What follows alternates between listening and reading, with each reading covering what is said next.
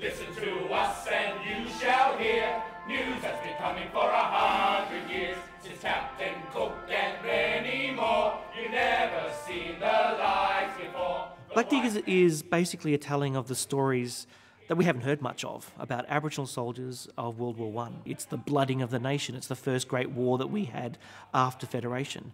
And to know that Aboriginal people were part of it, it's kind of forgotten. And so for me, there's a real invitation through these stories to come in and experience something, to sit down and understand Indigenous Australia a little bit more. The white man eats us coloured boys now. Here in the shift, every face is brown.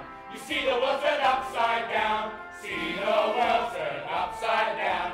Fellas! 100 years ago, Aboriginal people were mostly on missions or reserves. You could get permission to be off the reserve to work as a domestic servant, or go work on a farm, or work in the city in manufacturing or whatever. But when people joined the AIF, suddenly all of those things just went away.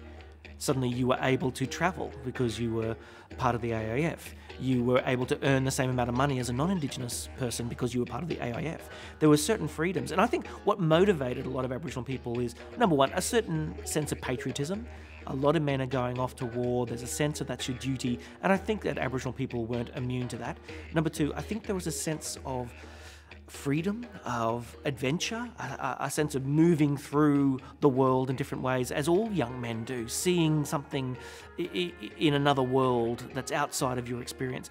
And number three, I think, was about trying to escape that oppression.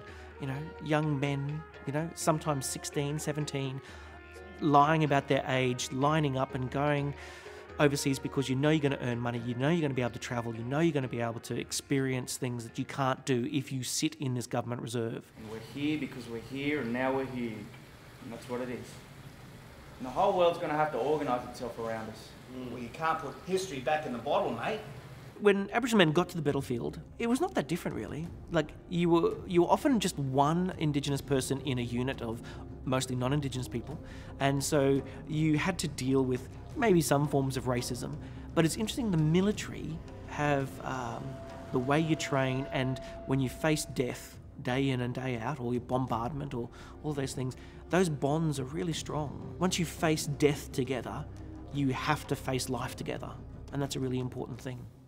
We lose a few mates, then they lose a few mates. The whistle blows and we gain another cricket pitch at Valley. The horn blows and they chase us out, but most of the time we just sit here and sing our songs, while they sit over there and sing theirs.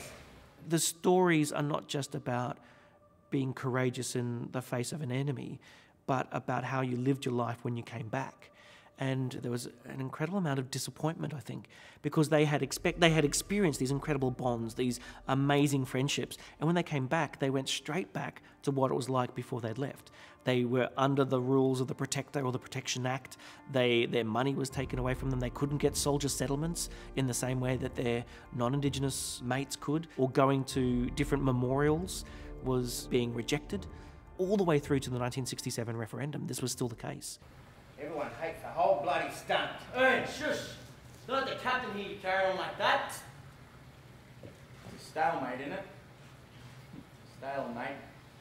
I think it's hard for an Indigenous person not to feel personally connected to these stories, and that, our families go back hundreds of years. There was one particular story, Guy Simons, who we were flicking through a book, and we've been using this photograph as a kind of reference point, and we're saying, how come that photograph keeps speaking to us? We looked at the names of the person, and his last name was Simons, and we went, oh, and he's in Forbes, and Guy says, well, my great-grandfather has a memorial somewhere, I think, in Forbes. I wonder if it's World War I one.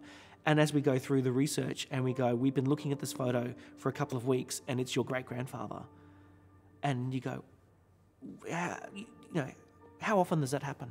That you don't know something and then suddenly it comes up in that way, and you're working on this show to support him and talk about that story. It's pretty amazing. We're going to grow old and grey sitting here.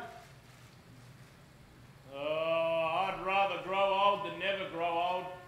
What I like to do as a theatre maker, especially in the Indigenous context, is to make sure that these stories have this platform, that we're writing onto the public record a history that isn't spoken of. Well, spoken amongst our families, but not publicly. And that part of this country's entire storytelling of is part of that, that we are, as a country, united in our history, not divided by it. Because 100 years ago, it's not just about what you can prove, but it's about what you can feel about the story and how this feeling has importance where we are now.